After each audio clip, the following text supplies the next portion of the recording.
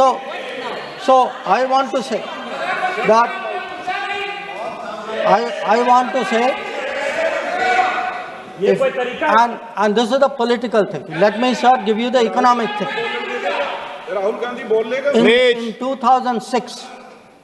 In 2006, the UPA government. Please बैठे बैठे टिप्पणी मत कीजिए, आप बहुत कर रहे हो, नहीं गलत है, बैठिए, बैठे बैठे टिप्पणी मत कीजिए.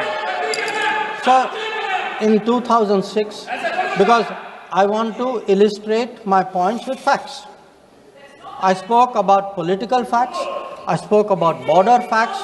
Let me give you an economic fact. What is the economic thinking of the Congress party about China? In 2006, the Congress party agreed to do a regional trading arrangement with China. It was finalized during the visit of President Hu Jintao. A task force was appointed. The task force gave a positive recommendation. Through the efforts of various people, this did not happen. Let me give you the technology side. The very people today who are cautioning us on China are the people who allowed 3G and 4G to come from China. It is this government which made sure there was a made in India 5G. We had, sir, 7 parliamentary delegations which went to 33 countries. Some comments were made about those delegations. I have to tell the honorable member Arvind Savantji, I'm sorry, you are completely misinformed. Those delegations were received with great honor. In many cases, the foreign minister of the country met them. Please look at the tweets of people sitting next to you. That itself will tell you. And इनके बगल वालों से पूछ ले जानकारी. Sir, these 7 delegations. मैं समझ सकता हूं उनकी पार्टी में विदेश का महत्व क्या है, मगर इसका मतलब ये तो नहीं है पार्टी की सारी चीजें यहाँ सदन में आकर थोपे. भारत के विदेश मंत्री पर भरोसा नहीं करोगे? ओथ लिया हुआ व्यक्ति यहाँ पर बोल रहा है, ही इज रिस्पॉन्सिबल. माननीय अध्यक्ष जी, इसीलिए ये वहां बैठे हैं और 20 साल तक वहीं बैठने वाले हैं. That after this first set of steps approved by the Cabinet Committee on Security, that India's response to the Pahalgam attack will not stop there. Our task, from a diplomatic perspective, from a foreign policy approach, was to shape the global understanding of the Pahalgam attack. What we tried to do was to bring out to the international community Pakistan's long-standing use of cross-border terrorism. We highlighted the history of terrorism in Pakistan and how this particular attack was meant to target the economy of Jammu and Kashmir and to sow communal discord among the people of India. Our messages were 2. 1, zero tolerance of terrorism, and 2, the right to defend our people against terrorism.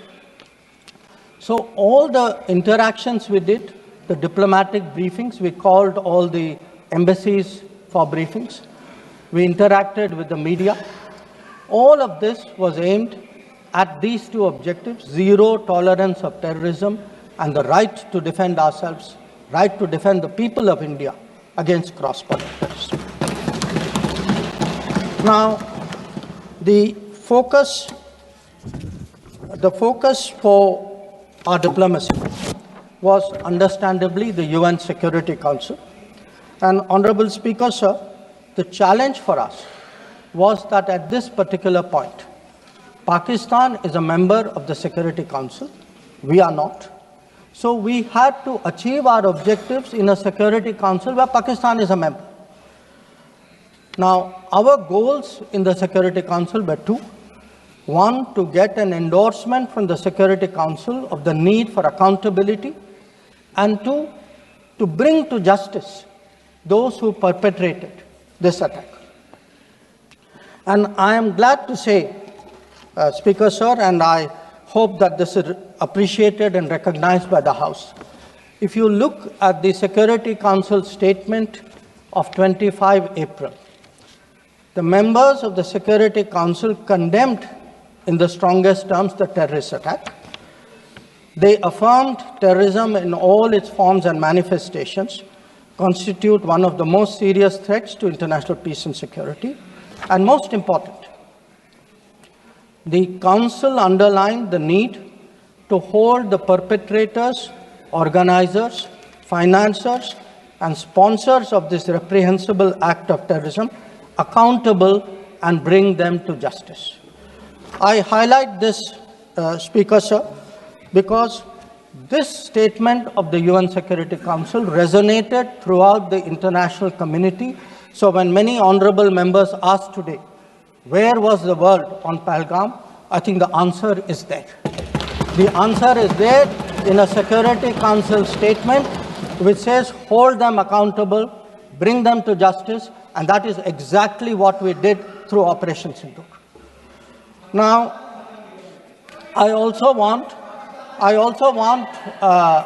Honorable Speaker, sir, through you, to bring to the attention of the House a very interesting development pertaining to the TRF, the Resistance Front.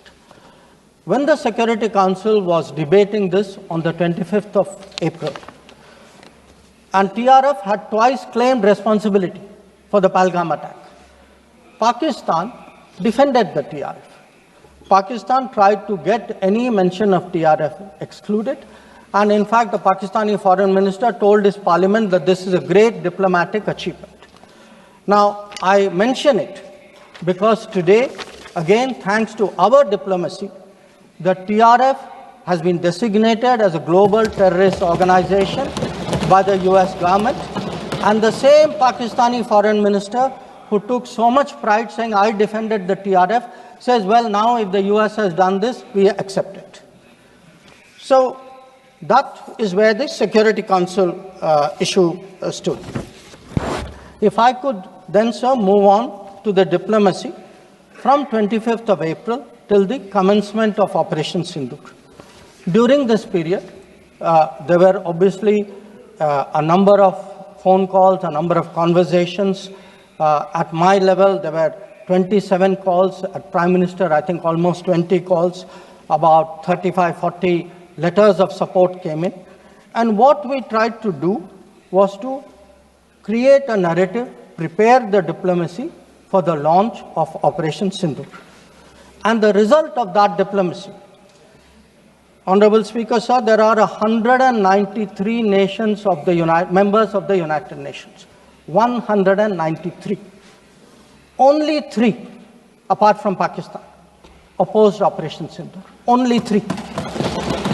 If you look through this period, and I would be very happy to share with the House the exact positions of various governments, overwhelmingly, there was recognition that terrorism is unacceptable, that a country which has been attacked has a right to defend itself, and that India was doing exactly that. Now, when Operation Sindoor was launched, we spelled out our objectives. There was a statement, Honorable Raksha Mantri ji referred to it in his statement, where we put out for the benefit of our own people, for the international community, that Operation Sindoor was hitting the terrorist infrastructure in Pakistan and Pakistan-occupied Jammu and Kashmir, from where terrorist attacks had been planned and launched. We highlighted that 9 sites had been targeted, and we said that our actions are focused, measured, and non-escalatory in nature. And we were living up to the commitment that those responsible for this attack will be held accountable. This was the commitment which was endorsed by the UN Security Council, thanks to our diplomacy. It was a commitment made by the Prime Minister to the people of India that we would hit those symbols, those sites, those planning places. So today, when I hear many questions from across the aisle, I want to say, which one of you imagined that Bhavalpur and Muridke would be brought down the way it was? Which one of you thought? When did you even think of it during your tenure? Did it even cross your mind? In fact, on the contrary, you ruled it out after 26/11. So I think our objectives are very clear. We wanted to send a message to the terrorists. We wanted to send a message to Pakistan that do not continue this support for terrorism. And I think on the morning of 7th of May, that message went home loud and clear. Now, sir, during this period, there was, when the operations were on, when the conflict, when the activities were on, operation is still continuing. A number of countries, number of their leaders, ministers, others called up. And they called up because people wanted to know what is happening. People wanted to know what is the thinking of India. People wanted to understand what we are doing. And I would like to share with the House, sir, through you, to everybody, we gave a common message. The common message was India is exercising its right to defend itself against terrorism. Number two, the targets which were hit on the 7th of May are known terrorist headquarters and infrastructure. Number three, there will be no mediation. Anything between us and Pakistan is bilateral. Number four, we will never bow down to nuclear blackmail. Number five, we are responding to Pakistani military attacks because after Operation Sindoor was launched, they had started targeting our military facilities. And we will continue to hit the Pakistani military.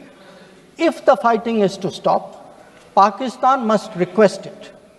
And that request must come through the designated channel of DGMOs.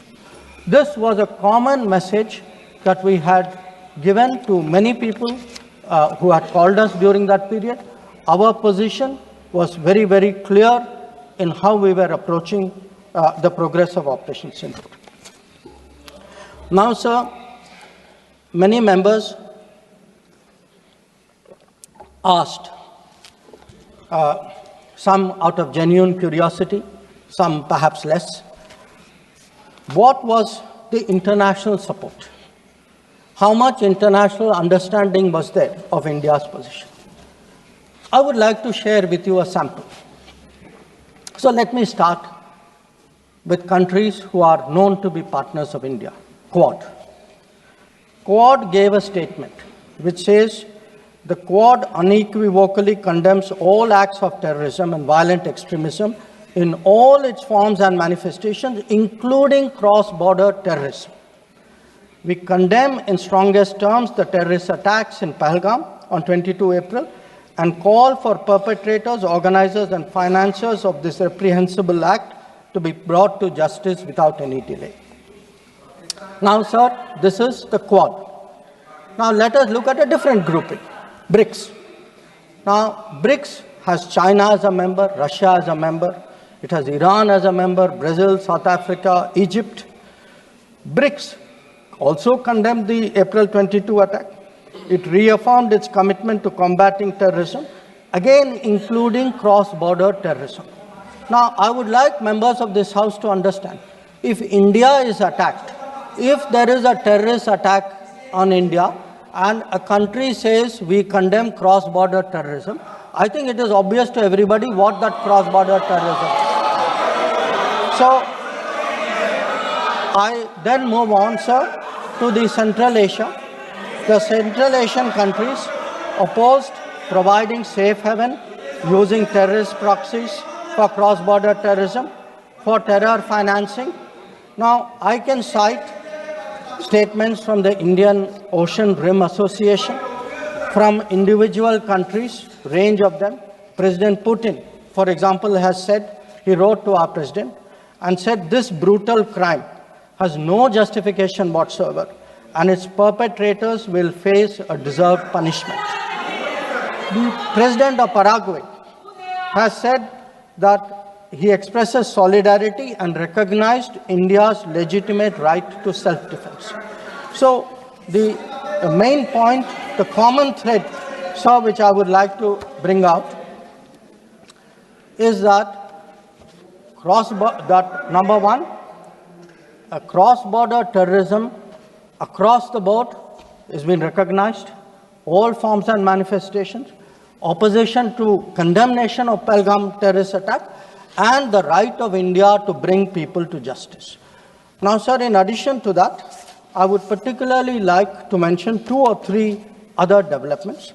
One, the American designation of TRF.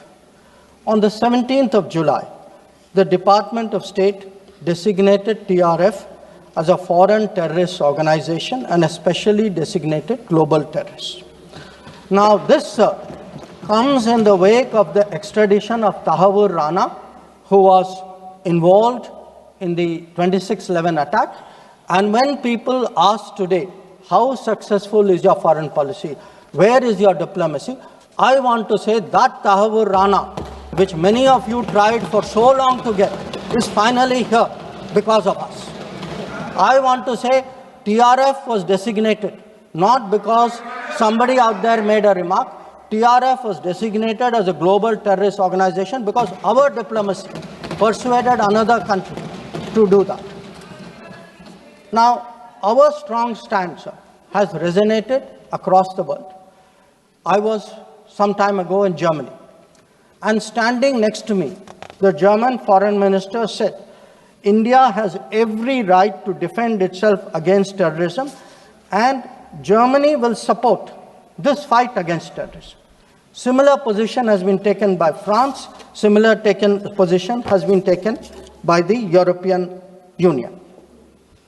So, what I would like to highlight, sir, is that today, where Operation Sindoor is concerned, there has been, the world sees what it is about.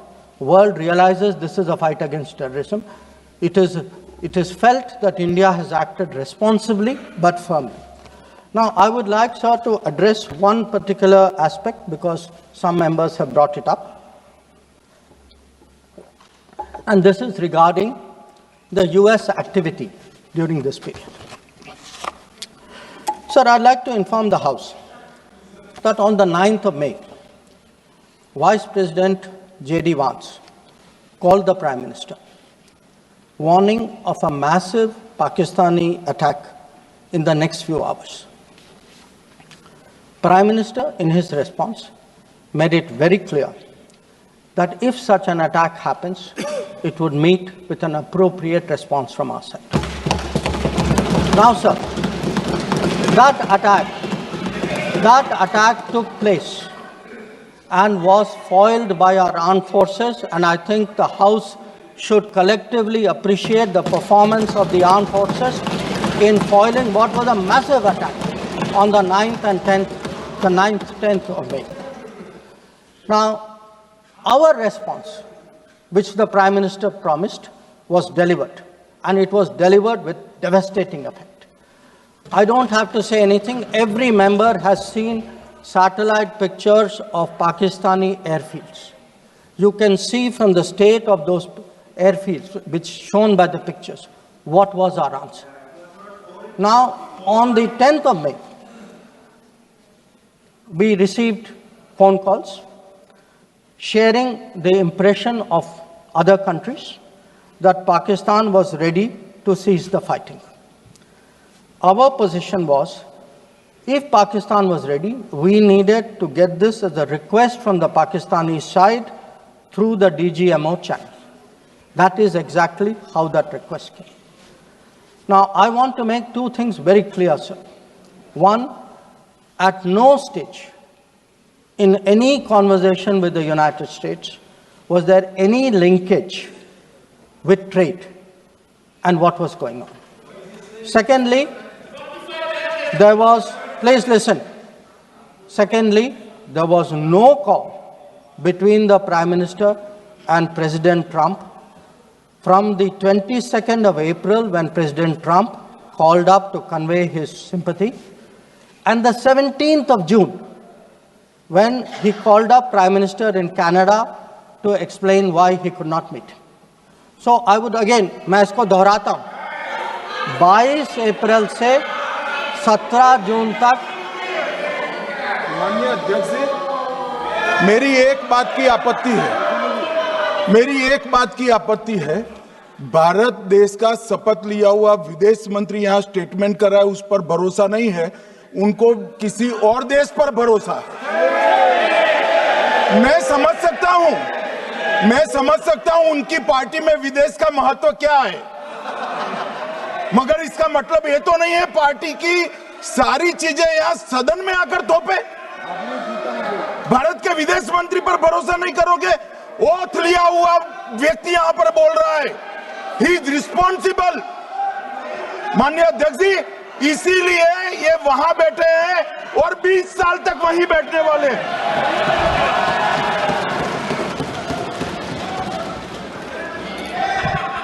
Honorable Speaker, sir, in the course of the debate today, some points were made by members of the opposition.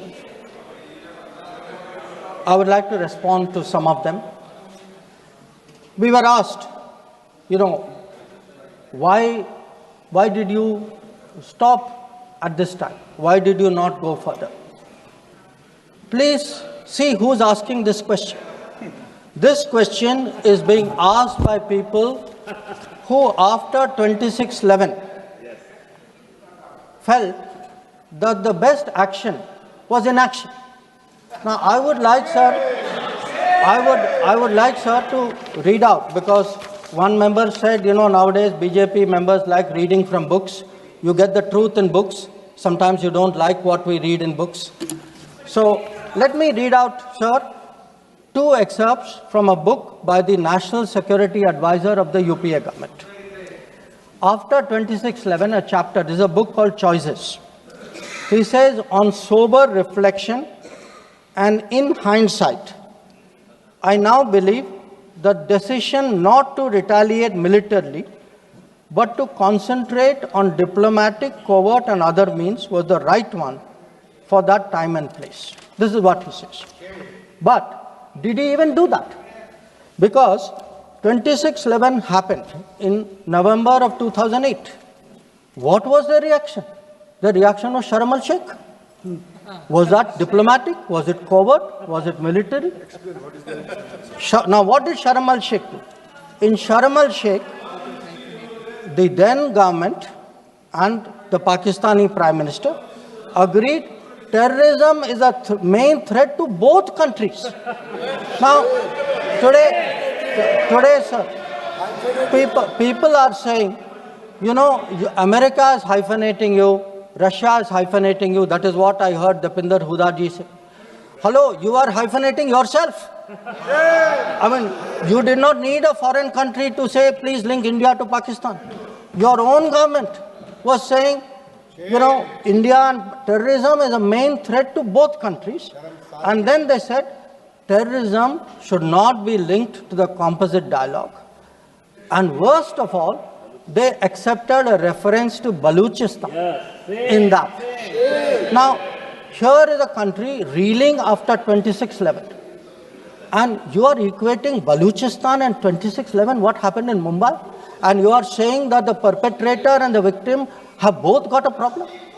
And then now you are asking me, why didn't you go further? People who did nothing are asking a government which did so much, saying, why didn't you do more? Now, you might think, sir, that this is a one-off. But this is a habit, because this is the thinking in that part of the house. Some years ago, there was, if you remember, sir, the Mumbai train bombing. The Mumbai train bombing happened in July of 2006. In September of 2006, 3 months after the Mumbai train bombing, at Havana, the UPA government, with its Pakistani counterpart, condemns all acts of terrorism as though we are both again equal, and agrees that it's a scourge that we need to effectively deal with together. And then they directed again resumption of dialogue.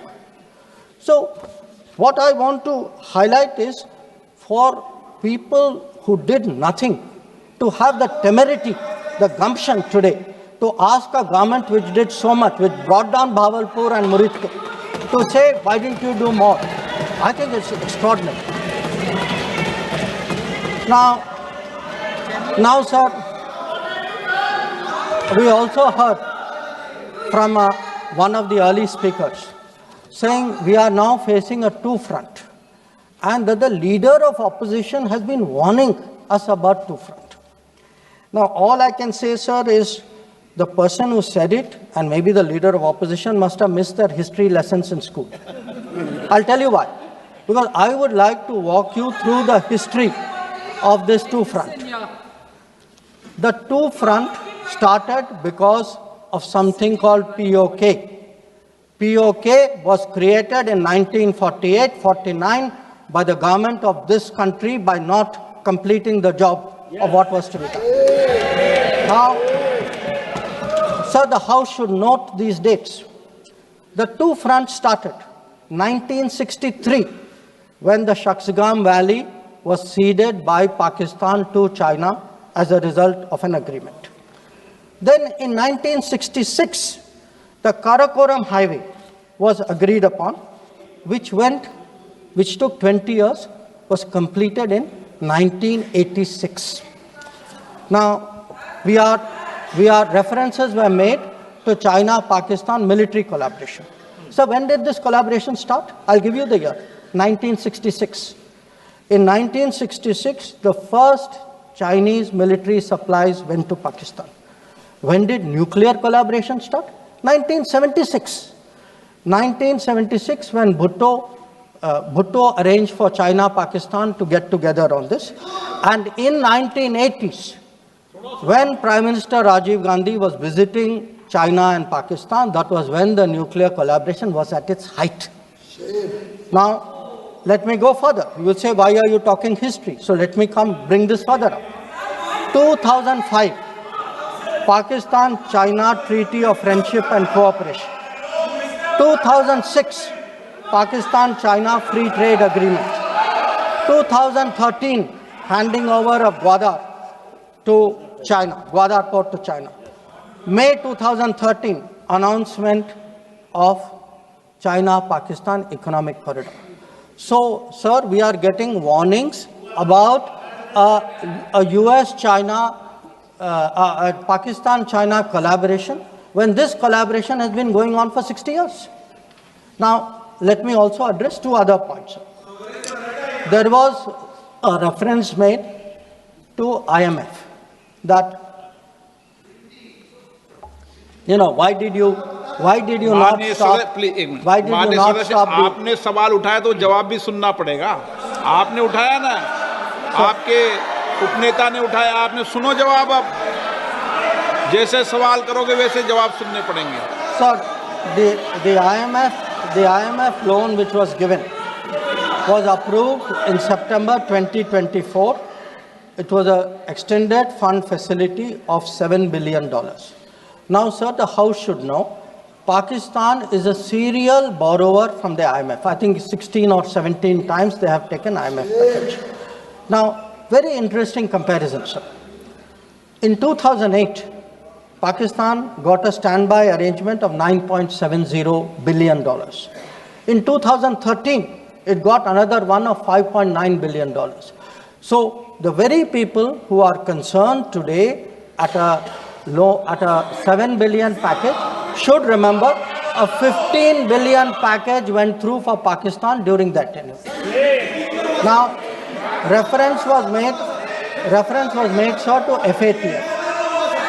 I want to say the longest period that Pakistan has been under FATF grey list has been under the tenure of the Modi government. During the Modi government, from 2018 to 2022, 1,576 days, Pakistan was in the grey list. Yes, they were in the grey list earlier also. I am not denying that. It was for a shorter period.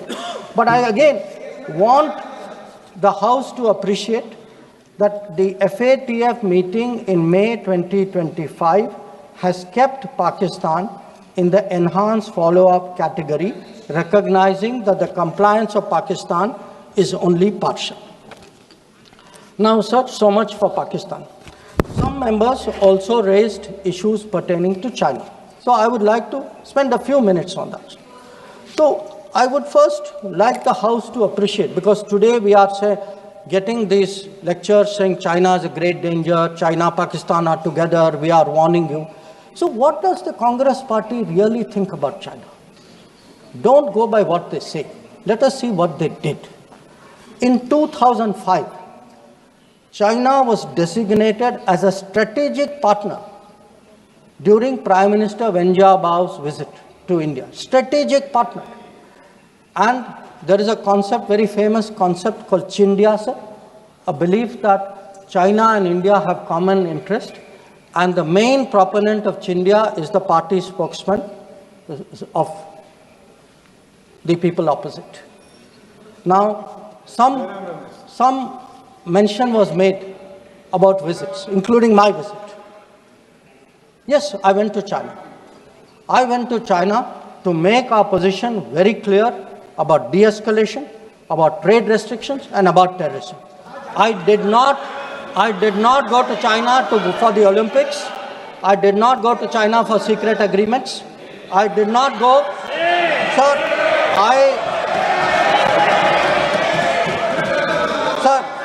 the House should know that people were watching Olympics when China was issuing stapled visas for people from Arunachal Pradesh and Jammu and Kashmir. This is the reality of China. Now, let me really tell you, sir, how is the relationship with China. Some years ago, विदेश मंत्री जी को संरक्षण देना चाहिए। उनके speaker जब बोल रहे थे, हम पूरे धैर्य से सुने।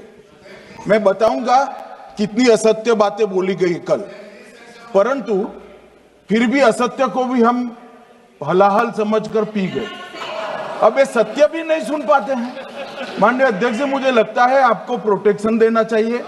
बैठे बैठे टोका टोकी करना सबको आता है, ऐसा नहीं हमें नहीं आता, मगर इतने गंभीर विषय पर चर्चा जब हो रही है तो सरकार के प्रमुख विभाग के मंत्री को बोलते हुए बैठे बैठे टोकना ये विपक्ष को शोभा देता है क्या? मान्यवर, आपने बिल्कुल उनको आग्रह से कहना चाहिए, वरना हम भी हमारे मेंबर को बाद में समझा नहीं पाएंगे। Sir, we heard today a lot about what was supposed to be the thinking. बैठे आपको इजाजत नहीं, बैठिए। Sir, we heard about warnings about China, cautions about China. You know, China is planning this, China is planning that. But sir, I want to remind this House, Doklam crisis was on. The leader of opposition decided to get a briefing from whom? Not from the government, not from the emir, from the Chinese ambassador. He took his briefing from the Chinese ambassador when our military was confronting the Chinese military in Doklam. So I want to say that I want to say, and this is the political thing. Let me, sir, give you the economic thing. In 2006, the UPA government. Please बैठे टिप्पणी मत कीजिए, आप बहुत कर रहे हो, नहीं, गलत है, बैठे टिप्पणी मत कीजिए। Sir, in 2006, because I want to illustrate my points with facts. I spoke about political facts, I spoke about border facts. Let me give you an economic fact. What is the economic thinking of the Congress party about China? In 2006, the Congress party agreed to do a regional trading arrangement with China. It was finalized during the visit of President Hu Jintao. A task force was appointed. The task force gave a positive recommendation. Through the efforts of various people, this did not happen. Let me give you the technology side. The very people today who are cautioning us on China are the people who allowed 3G and 4G to come from China. It is this government which made sure there was a made in India 5G. And finally, sir, we keep speaking about the border. The border, if today, whether it is the border with Pakistan, whether it is the border with China or any other border, if our military is today able to stand its ground, the kind of massive deployment that we saw on the China border after 2020, it is because our border infrastructure budget has gone up 4 times. Our tunneling, our road building, our bridging has doubled or tripled. And this is a far cry from the period when the thinking was, let's not develop the border because then the Chinese cannot come there. We had 60 years of neglect of the border. Today, in the last 10 years, that neglect has been reversed. There is still a lot of work to be done. So I think people need to understand. And it's not just in India, sir. We have just come back from Maldives. When I hear comments about foreign policy, yesterday, day before yesterday, the Prime Minister was the guest of honor at the Independence Day of Maldives. This is the country which during their time forced an Indian company to leave an airport. That country today has invited India to build 2 new airports. Look at Sri Lanka. If the Hambantota port was built between 2005 and 2008, and at that time it was actually justified as saying that it has no impact on India's interest. So I want, sir, the House to appreciate that the people who are today claiming to be custodians of national security thinking, who say that they are giving warnings, let us look at the record, let us see what they did when they were in office. But now allow me to come back to Operation Sindoor. So I want, sir, to conclude by saying this. The challenge of cross-border terrorism continues, but Operation Sindoor marks a new phase. There is now a new normal. The new normal has 5 points. 1, terrorists will not be treated as proxies. 2, cross-border terrorism will get an appropriate response. 3, terror and talks are not possible together. There will only be talks on terror. 4, not yielding to nuclear blackmail. And finally, terror and good neighborliness cannot coexist. Blood and water cannot flow together. This is our position. So let me conclude, sir, by recognizing the role which this body and the upper house has played during this period in explaining our national position and our national interest on Operation Sindoor. We had, sir, 7 parliamentary delegations which went to 33 countries. Some comments were made about those delegations. I have to tell the honorable member, Arvind Sawantji, I'm sorry, you are completely misinformed. Those delegations were received with great honor. In many cases, the foreign minister of the country met them. Please look at the tweets of people sitting next to you. That itself will tell you. And इनके बगल वालों से पूछ ले जानकारी. Sir, these 7 delegations, the delegation led by Ravi Shankar Prasad ji, by Shashi Tharoor ji, by Baijan Panda ji, by Sanjay Kumar Jha ji, by Kannimori ji, by Supriya Sule ji, and by Shrikant Eknath Shinde ji. So these 7 delegations did the nation proud. They across the board, and every member, members of opposition, members of the government, public-spirited citizens, retired diplomats, they were able to explain to the whole world our posture of zero tolerance against terrorism. So I would like, sir, to end my remarks with the hope that on an issue as important as this struggle against terrorism, we can only succeed in ensuring zero tolerance against terrorism if we have a united voice in this country against terrorism. There must not be any division of opinion on this matter. The way the parliamentary delegations behaved abroad, I hope the same solidarity will permeate the proceedings of the House. I thank you.